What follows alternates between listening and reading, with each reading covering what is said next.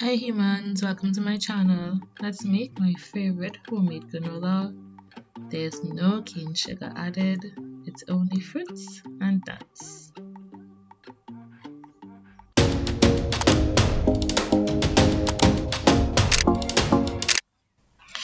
So here you're seeing me adding some bananas to my blender. These bananas were actually frozen, and to be honest, I advise that you let them completely defrost.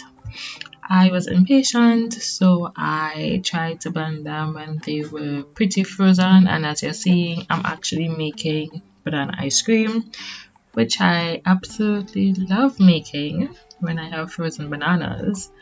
But that was not the objective today.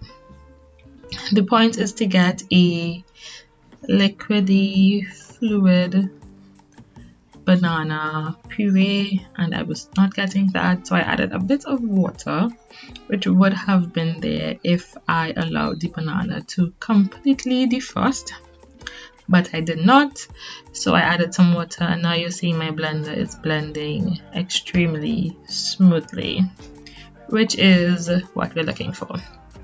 So now we're emptying it into my bowl, and I'm just scraping the blender right now because of course we're not trying to waste any banana. We want all of the banana to make our granola.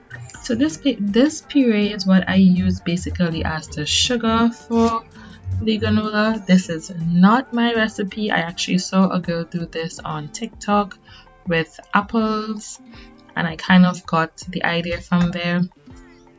After that, I saw other people use banana, but the girl with the apples was the first person that I saw. I will try to find that video and link it down below. I'm not sure if I would find it, but I will try my best.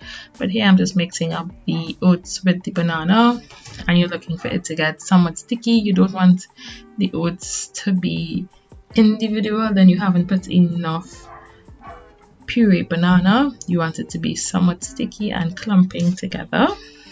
So now I'm adding it to my toaster oven. You know I love using this thing. I put foil on the tray, and now I'm just separating the oats, getting them a bit flat to add it to the toaster oven. Whilst it is cooking in the toaster oven at 300 degrees Celsius, I don't really time it. I just turn it up for the entire hour. You have to pass and make sure and turn the granola whilst it gets color. Now we wanted to add those nuts that I just showed there. They're already in the toaster oven because they were a bit raw, so we added them in to get a little color, and now I'm taking it out. This is the finished granola. It took about an hour and a half, and now I'm adding it into my bowl because this is cool, you know, granola with nuts, but I want to add some other things, make it a bit colorful, a bit more nutrient balanced, and a bit more fun to eat. So now you're gonna see me adding some fun things to make my granola a bit more funky. So I'm adding some pumpkin seeds, which I love, and I love adding that green color to the granola. Now adding some almonds. You can also toast the almonds if you like, but I prefer my almonds the texture that it naturally is compared to it being toasted.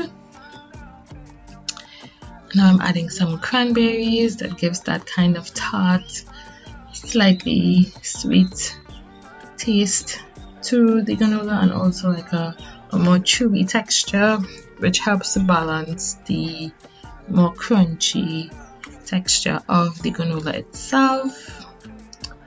And I believe I'm going to add some sesame seeds. Yes, I am adding that there to the granola.